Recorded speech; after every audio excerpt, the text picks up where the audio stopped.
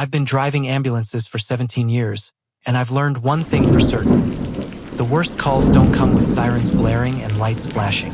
They come in the dead silence of 3 a.m., on roads you've never heard of, to addresses that shouldn't exist. What happened to me last winter changed everything I thought I knew about life, death, and the thin line between them. Some rides you take, you never really come back from. And on December 16th, 2023, I took a ride that still hasn't ended. Before I tell you what happened that night, if you're into real horror stories from people who work the night shift, hit that subscribe button. You're going to want to hear what comes next. Trust me, after tonight, you'll never look at an ambulance the same way again. My name is Jake Morrison. I'm 41 years old, divorced, father of 2 teenage boys who live with their mother in Boston. I work as an EMT and ambulance driver for County Emergency Medical Services in rural Maine. I've been doing this since I was 24, right after I finished my paramedic training.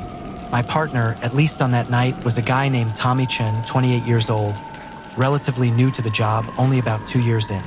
Good kid, smart, knew his medical protocols inside and out, but he'd never experienced what the old-timers call the weird calls. I live alone in a small rental house about 10 miles outside of Pinewood, a town with a population of maybe 4,000 people. My ex-wife, Jennifer, she couldn't handle the stress of my job anymore. The constant night shifts, the darkness I sometimes brought home with me. We split 3 years ago. Civil divorce, we're still on good terms for the boys. My sons, Marcus and Dylan, they're 16 and 14. They think what I do is cool, driving fast, saving lives. They don't know about the other side of it, the side I'm about to tell you about. Winter in Maine is brutal. We're talking temperatures that drop to -20, snow that piles up 6 feet high, roads that become death traps the second the sun goes down. December 16th was particularly nasty.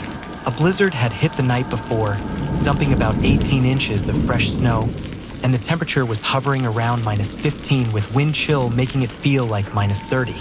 Tommy and I started our shift at 11 p.m. It had been relatively quiet, just a couple of routine calls. An elderly man with chest pains who turned out to have bad indigestion. A teenager who'd slipped on ice and needed stitches. By 2:30 a.m., we were parked at the hospital, filling out paperwork, drinking terrible coffee from the vending machine, waiting for the next call. It came at 2:47 a.m. The radio crackled to life. Unit 7, we have a call. Unresponsive female, possible hypothermia, Old Forest Road, mile marker 23. GPS coordinates being sent to your unit now. Old Forest Road. I'd been driving ambulances in this county for 17 years, and I'd never heard of Old Forest Road. I looked at Tommy. You know where that is? He shook his head, already pulling up the GPS. Never heard of it. But the coordinates are coming through. Looks like it's about 20 miles north, deep in the woods. Something about the call felt wrong from the start. Old Forest Road at mile marker 23. In a blizzard, at 3 a.m. How did anyone even find someone out there? Unit 7 responding, I said into the radio, already starting the ambulance. The drive out there was treacherous. The roads hadn't been fully plowed yet, and the ambulance struggled through the deep snow. Tommy was quiet, checking and rechecking our medical equipment, making sure we had everything we'd need for a hypothermia victim. Warm blankets, for fluids, heating packs, the works. Dispatch Unit 7. Can you give us more details on the caller? I asked into the radio. There was a long pause. Too long. Unit 7, the call came from a landline. No name registered to the number. Caller stated they found an unresponsive female in the snow and gave the coordinates. Then disconnected. A landline, out here, in the middle of nowhere. We'd been driving for about 30 minutes when the GPS indicated we should be approaching Old Forest Road. But there was no sign, no marker, just endless pine trees covered in snow and darkness so thick our headlights barely penetrated it. This can't be right, Tommy muttered, staring at the GPS. According to this, we should be right on top of it. That's when I saw it. Not a sign, just a narrow gap between the trees, barely wide enough for the ambulance. Fresh tire tracks in the snow, leading into the woods. There, I said, pointing, Someone's been through here recently. I turned the ambulance into the gap, and immediately the temperature inside dropped. I know that sounds crazy, we had the heat cranked all the way up, but I swear the air got colder the moment we entered those woods. The road, if you could call it that, was nothing more than a path through the forest. Trees pressed in on both sides, their branches scraping against the ambulance. The tire tracks we were following looked fresh. Couldn't have been more than an hour old. "Jake, this doesn't feel right," Tommy said, his voice tight. "There's no houses out here. No nothing. Where did that call even come from?" "Just keep your eyes open," I replied. But my hands were gripping the steering wheel so tight my knuckles were white. We drove for another 10 minutes, going maybe 15 miles per hour, when the GPS indicated we'd reached mile marker 23. And there, in our headlights, we saw her, a woman, lying face down in the snow, wearing only a thin white nightgown. Her long dark hair was spread around her head like a halo. She wasn't moving. I brought the ambulance to a stop about 20 feet from her. Tommy and I looked at each other. "Could be a trap," he said. "Could be someone trying to ambush us." It was a real concern. Ambulances had been hijacked before, crews attacked for drugs. But this woman, if she was really hypothermic, every second counted. "Stay alert," I said, grabbing my medical bag and radio. "And keep your phone ready to call for backup." We got out of the ambulance, the cold hitting us like a physical blow. The snow was deep, coming up past our knees. As we approached the woman, I noticed something odd. There were no footprints around her. None. Just her body lying there in pristine, untouched snow, as if she'd fallen from the sky. "Ma'am, can you hear me?" Tommy called out as we reached her. No response. He knelt down and gently rolled her over. I'll never forget what we saw. Her face was blue-white, lips almost black, eyes wide open and staring straight up at the sky. But that's not what made my blood freeze. It was her eyes. They weren't the cloudy, lifeless eyes of a corpse. They were clear, bright, and they were tracking, following us as we moved around her. "Jesus Christ," Tommy whispered. "She's alive, but she couldn't be." Her skin was like ice when I touched her neck to check for a pulse. There was none. No pulse, no breathing, no signs of life. But those eyes, they kept moving, kept watching us. "We need to get her in the ambulance now," I said, my voice shaking. We lifted her. She was light, impossibly light, like she weighed nothing at all. As we carried her to the ambulance, her head turned, and she looked directly at me. And then she smiled, a slow, spreading smile that showed teeth that seemed too white, too perfect. We got her into the back of the ambulance. Tommy started working on her, trying to establish in 4-line, wrapping her in thermal blankets, checking vitals. Nothing. Flat line on the monitor. No pulse, no respiration. Body temperature reading at 68 degrees Fahrenheit. Far too low to sustain life. "Jake, this doesn't make sense," Tommy said, his voice rising. "She's clinically dead. She should be dead. But look at her eyes." I looked. Those eyes were still moving, still focused, still aware. I keyed the radio. "Dispatch Unit 7. We have the patient, but we need additional support. Patient shows no vital signs, but appears to be conscious. Request immediate backup and medical guidance. Static. Nothing but static. Dispatch, do you copy?" More static. The radio was dead. "Try your phone," I told Tommy. He pulled it out, looked at the screen. No signal. Nothing. We were alone, in the middle of nowhere, with a corpse that was still alive. That's when she spoke. "Thank you for coming," she said, her voice clear and strong. Nothing like someone who'd been hypothermic. "I've been waiting so long, so very long." Tommy stumbled backward, hitting the side of the ambulance. "What the fuck?" I couldn't move, couldn't speak, just stared at this impossible thing lying on our gurney. She sat up, moved smoothly, easily, the thermal blankets falling away. The monitor was still showing flat line. No heartbeat, no breath, but she was moving, talking, smiling. "Where am I?" she asked, looking around the ambulance with curiosity. "What year is this? Who are you?" I finally managed to ask. "I was Elizabeth," she said. "Elizabeth Blackwood. I lived in Pinewood. Before. Before what? Before I died. That was in 1952. December 16th, 1952. Today's date. Exactly 71 years ago." "I don't understand," Tommy said, his back pressed against the ambulance wall. "You can't be... You're not dead." Elizabeth smiled again. "Oh, I am. Very much so. My body is in the Pinewood Cemetery, buried under 6 feet of frozen earth. Has been for 71 years. But this night, this date, December 16th, I'm allowed to return. I'm allowed to remember." "Remember what?" I asked, my voice barely a whisper. Her expression changed. The smile faded, replaced by something dark, something painful. "Remember how I died. Remember the man who killed me. Remember lying in the snow, just like you found me, watching my life bleed out onto the white ground. He left me there, my fiancé, said he loved me, then put his hands around my throat when I told him I was pregnant, strangled me, dragged my body into these woods, and left me in the snow. They found me 3 days later, frozen solid. The temperature in the ambulance dropped again. I could see my breath now, white clouds of vapor in the air. He got away with it," she continued, her voice getting colder, harder. "Told everyone I'd run away, that I'd left him. Everyone believed him. He married someone else 6 months later. Lived a long, happy life. Died peacefully in his sleep at age 87. Well, I've been here, stuck in this moment, reliving it, every year.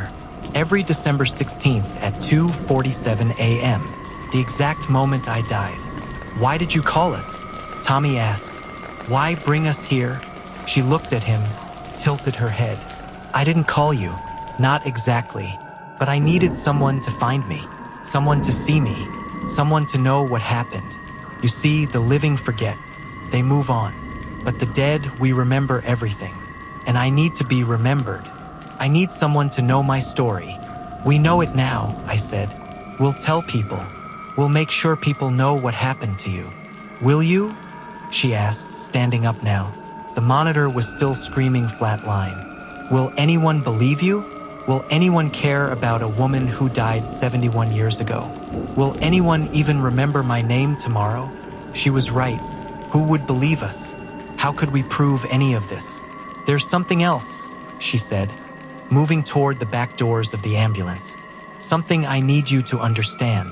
This road, Old Forest Road, it doesn't exist anymore. They paved over it, built new roads, changed everything. But on this night, on December 16th, between 2:47 a.m. and sunrise, it comes back. The old road, the old world, and anyone who drives down it, anyone who finds me, they become part of my story, part of my memory." "What does that mean?" Tommy demanded. She opened the back doors of the ambulance. Outside, the snow was falling harder now, and through it, I could see lights. Not flashlights, not car lights. Lanterns. Old-fashioned lanterns, carried by figures in old-style clothing, all walking toward us through the snow. "It means," Elizabeth said, "that you're not leaving. Not tonight. Tonight, you stay here with me. You help me remember. And next year, on December 16th, when someone else drives down this road and finds me in the snow, you'll be here too. Part of the memory, part of the story, forever." "Like hell," I said, pushing past her and jumping out of the ambulance. "Tommy, we're leaving. Now." I ran to the driver's door, Tommy right behind me. Those figures with lanterns were getting closer. I could see their faces now, pale, expressionless, their eyes empty and dead. I started the ambulance, threw it in reverse. The tires spun in the snow, struggling for traction. Behind us, through the rearview mirror, I could see Elizabeth standing in the road, watching us, that same smile on her face. Come on, I muttered, pumping the gas. The ambulance lurched backward, found grip, started moving. The figures with lanterns were running now, trying to reach us. One got close enough to touch the side of the ambulance, and where his hand touched, The metal froze, ice crystals spreading across the surface. I spun the wheel, turned the ambulance around, and floored it. We crashed through branches, bounced over hidden rocks under the snow, the ambulance protesting with every impact. Behind us, those lights were following, keeping pace, never falling behind. Faster, Tommy shouted. I was doing 60 on a road that shouldn't support more than 20. The ambulance fishtailed, nearly hit a tree, kept going.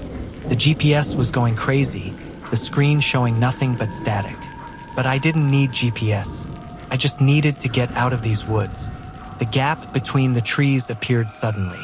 We burst through it back onto the main road, and the moment we did, everything changed. The temperature jumped back to normal. The lights behind us vanished. The GPS cleared, showing our exact location on familiar roads. Tommy and I didn't speak. We drove straight back to the hospital, parked the ambulance, and sat there in silence for maybe 20 minutes, just breathing, just trying to process what had happened. Did that really happen? Tommy finally asked. I looked in the back of the ambulance. The thermal blankets were on the floor. The monitor was off. But on the gurney, melting in the warmth, was a perfect imprint of a human body. In snow. Snow that shouldn't be there, that couldn't be there, but was. We filed our report, kept it simple, responded to a call, found nothing, equipment malfunction with the GPS, returned to base. The supervisor barely looked at it, but I knew, and Tommy knew, and we never spoke about it again. That was 8 months ago. Tommy quit 2 months later, said he was moving to Florida, wanted to work somewhere warm, somewhere with sunshine and beaches and no snow. I stayed. I'm still driving ambulances in Maine, still working the night shift, but I'm terrified of December 16th. It's coming up again in a few months. And I know with absolute certainty that at 2:47 a.m., my radio is going to crackle to life. Dispatch is going to send me to Old Forest Road, mile marker 23, and I'm going to have to make a choice. Do I refuse the call? Do I quit before then? Do I run? Or do I go back? Because here's the thing that keeps me up at night. I've been having dreams. Dreams of Elizabeth, standing in the snow, smiling at me.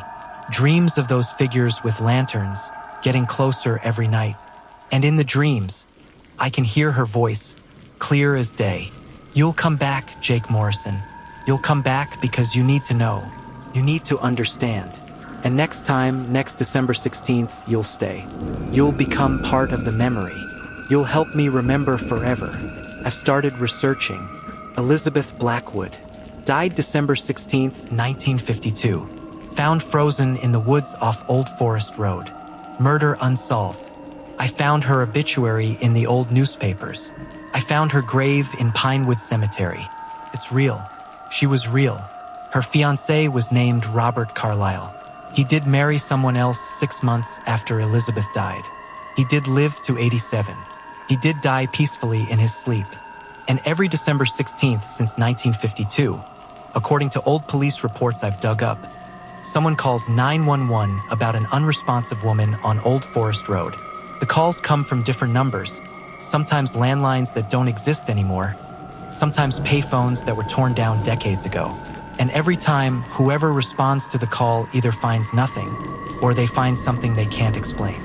And most of them quit within a few months. I've got 4 months until December 16th.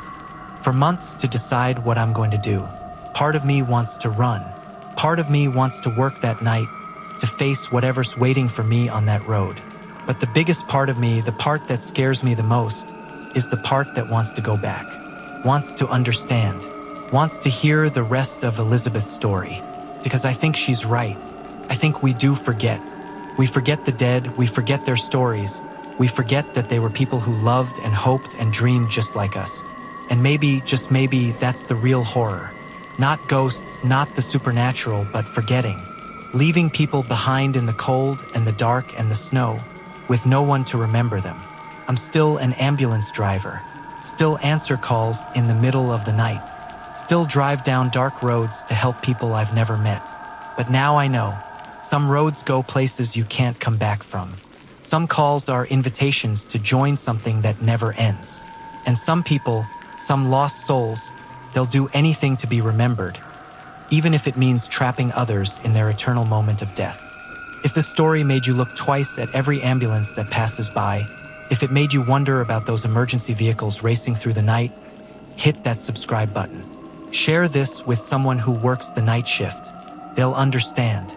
And if you're ever in rural Maine and you see an ambulance pulled over on the side of the road at 3 a.m., driver just sitting there, staring at nothing, maybe don't stop. Maybe just keep driving, because he might be remembering something, or someone, something that happened on a road that doesn't exist anymore to a person who died 71 years ago. Thanks for listening. Stay safe out there. And remember, not everyone we pick up in the ambulance is still alive. And not everyone who seems dead is really gone. December 16th is coming, and I still don't know what I'm going to do.